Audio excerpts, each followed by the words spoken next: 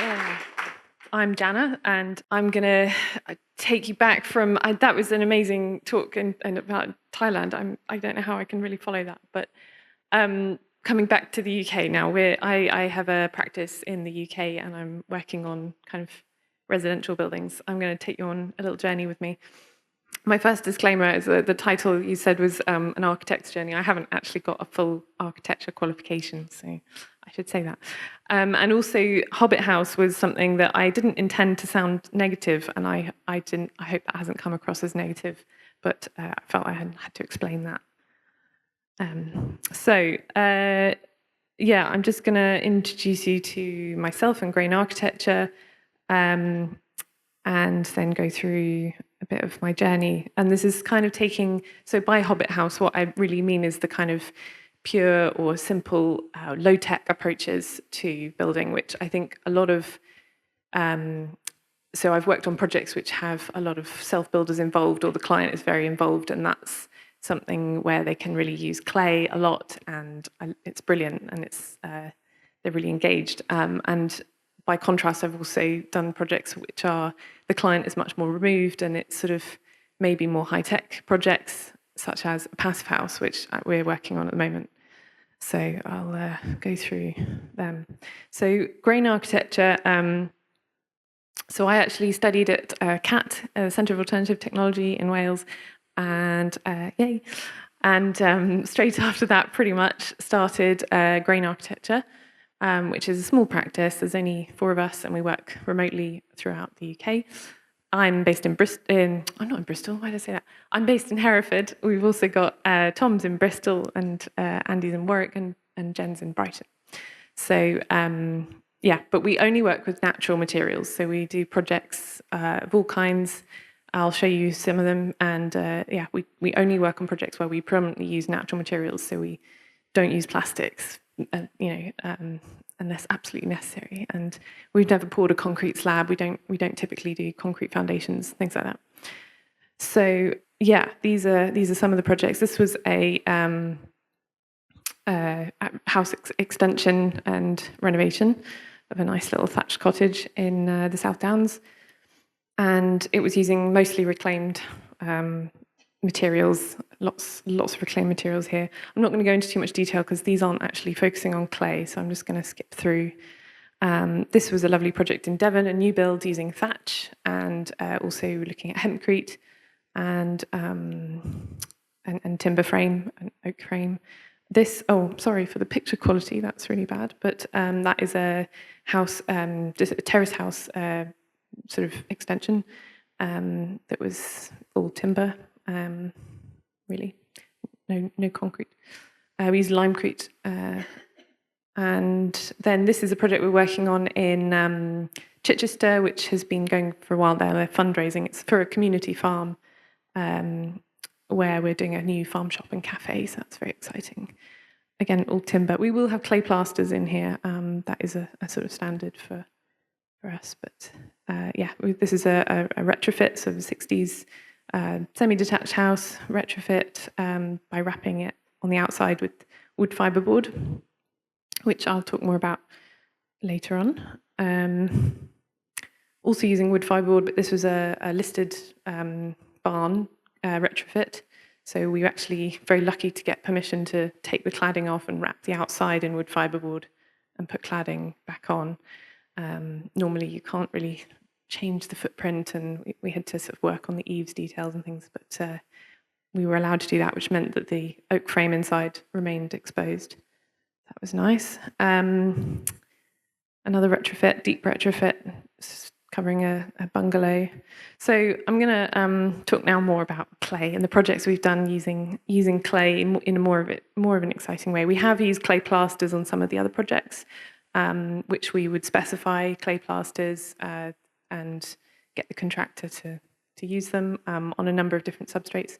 But these ones are more exciting, I think.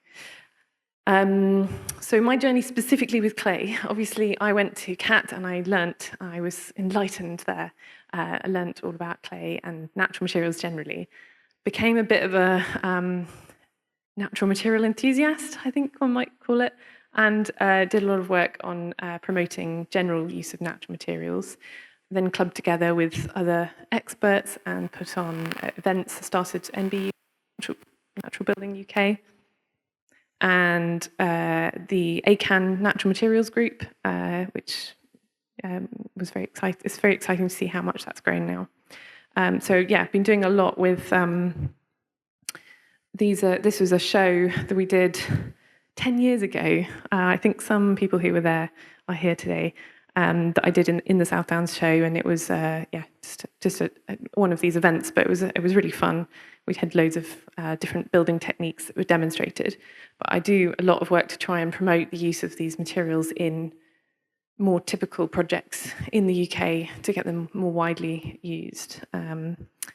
So yeah, some really fun rammed earth, cob, plastering, etc.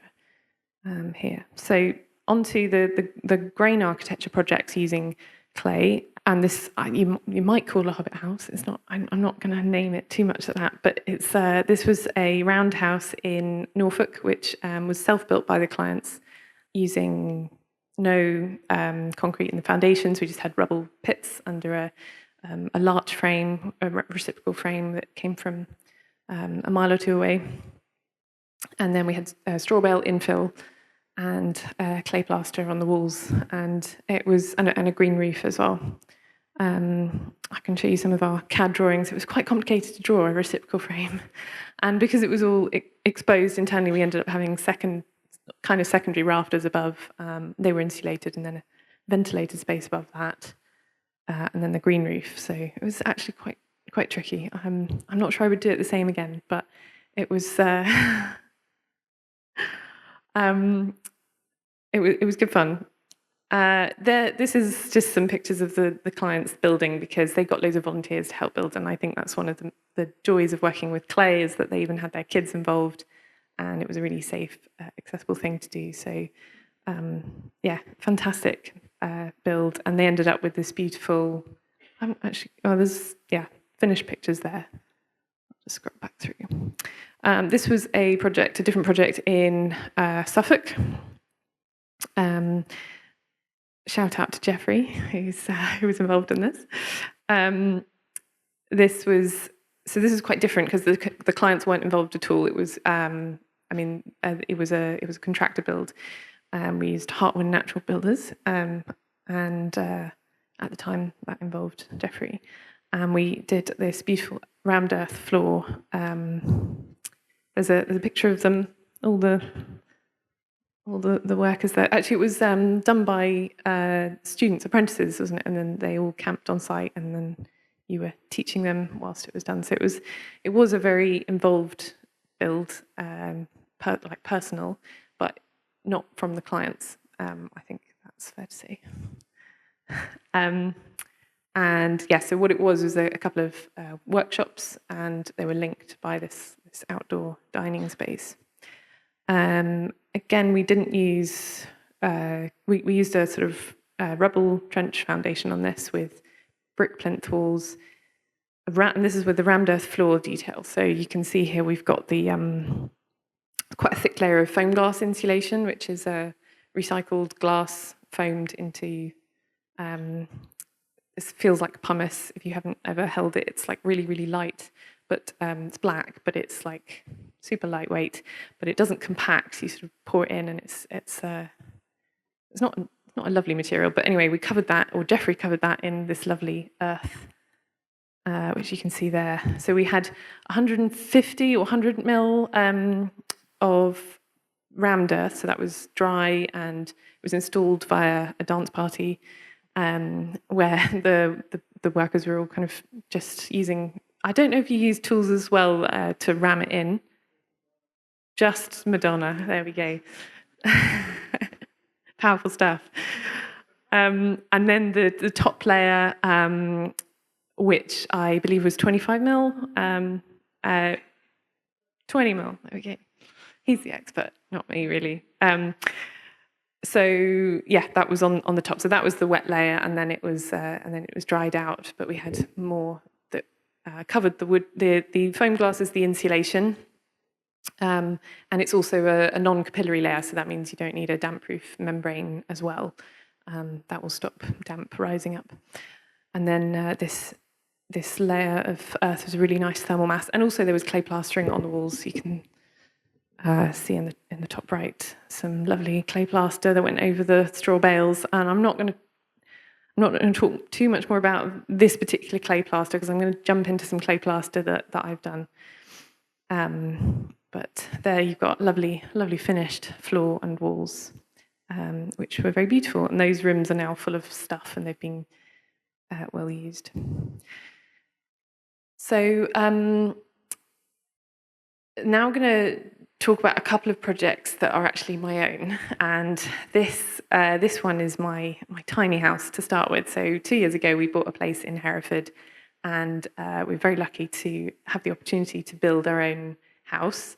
But in the meantime, we built a tiny house, or converted a shed into a tiny house, as the kind of experiment to see what we could do and play with the clay. And then that's kind of led to the build of our house, which is a Passivhaus. So we started with a shed, and this was March last year.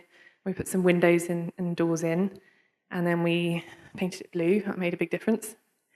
But then we insulated it on the inside with wood fiberboard. This is using 60mm rigid wood fiberboard, which is a very easy material to use, I'd say.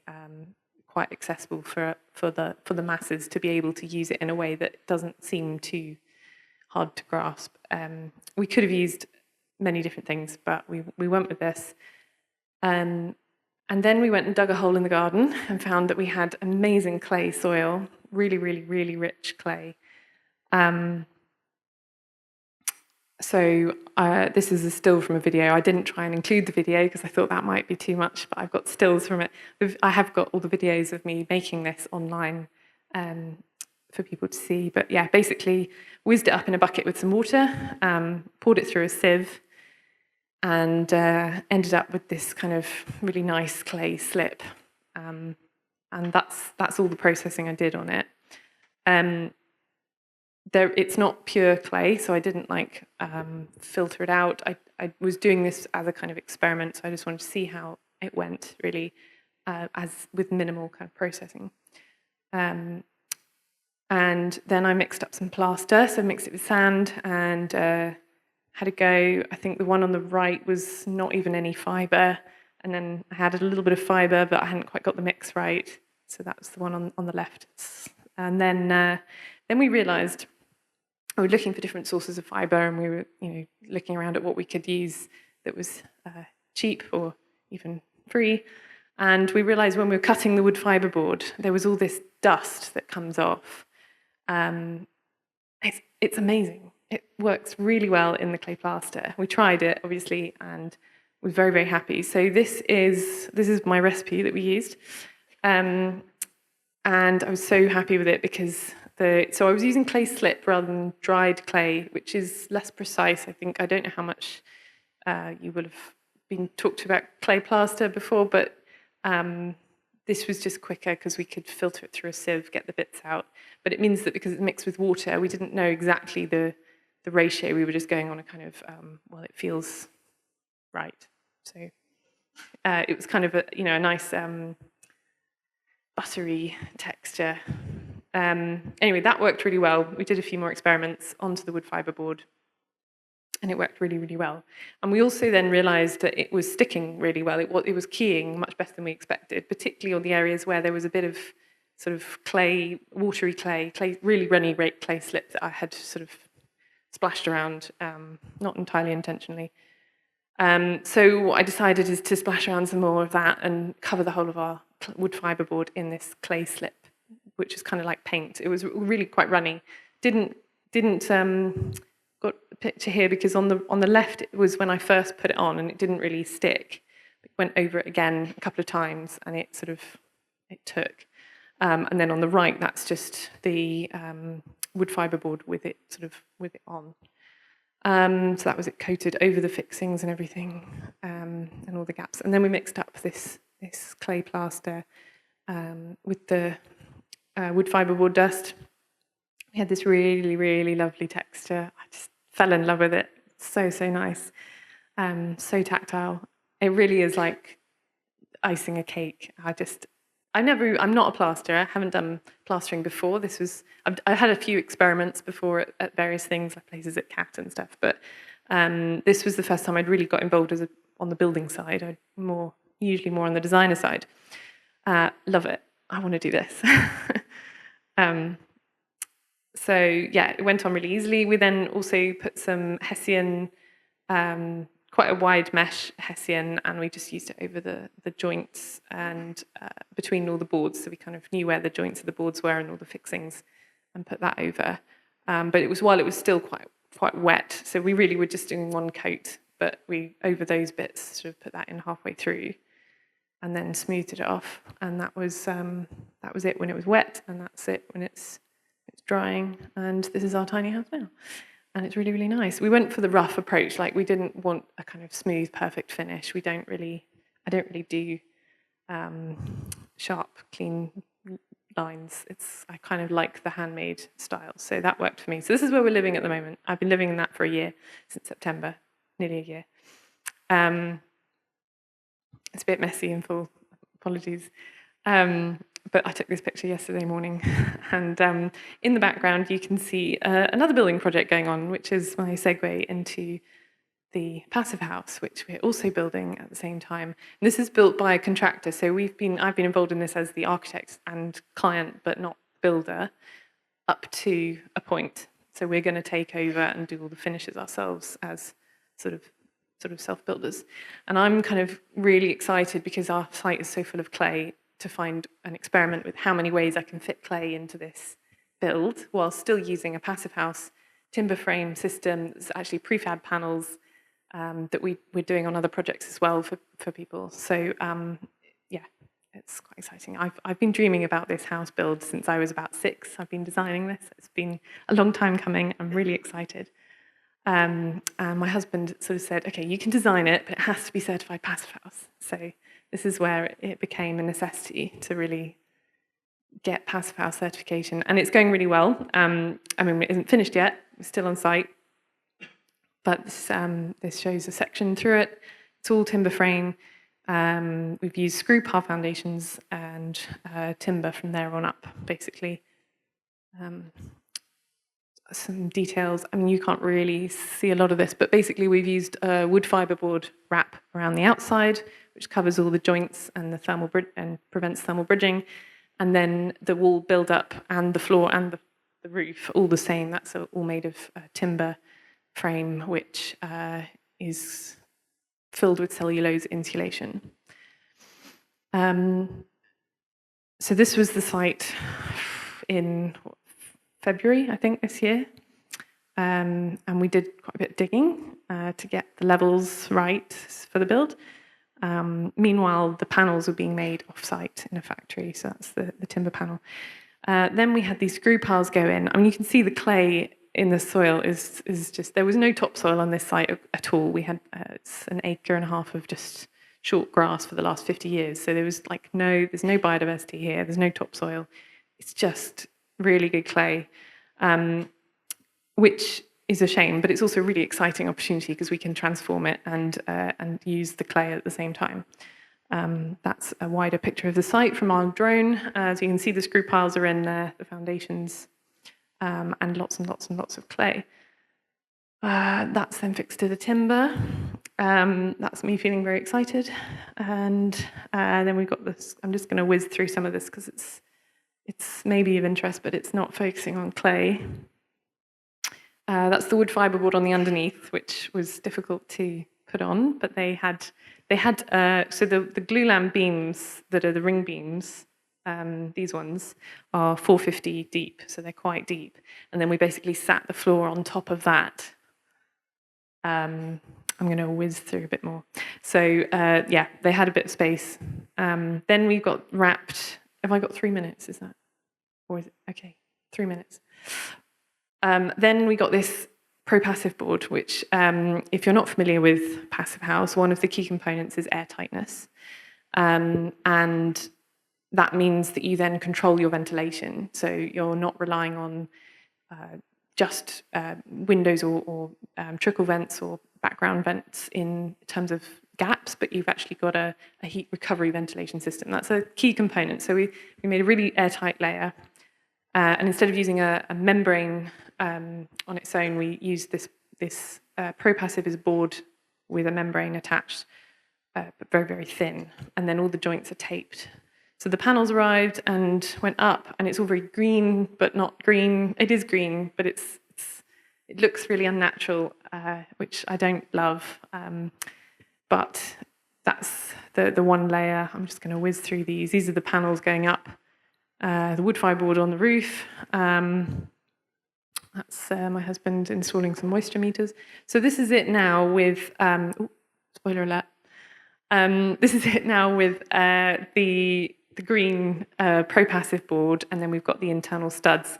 And basically now I'm at the stage, I kind of wanted to be a few more weeks further ahead before I did this talk because I wanted to have more to show you. But basically now we're figuring out ways of introducing clay. So this was what I did last week, to do a test panel of filling the studs, the internal walls, with light earth. And that's straw with clay slip. And I think you're going to get more talks about light earth later in one form or another, probably from Will, which I'm really excited to listen to. But basically this means instead of normally on a build, we would fill the internal stud walls with a light insulation, we've got hemp insulation, which we're using in some places. And then you might put a plasterboard and gypsum plaster on. Obviously, we're not doing that. We're not having any plasterboard. We're using clay plaster, and it's going onto this light earth, which is really, really cheap. Obviously, we've got the clay, straw is cheap, and it's also providing some thermal mass and some, not heavy thermal mass, but it's some. So yeah, I'm really excited with that. I've just done this one little bit to take a photo to show you, but over the next month or two, we're going to actually be doing loads of this and covering all this. So you can see the tape in the floor. That's all that awful airtight layer is going to get covered in lovely clay.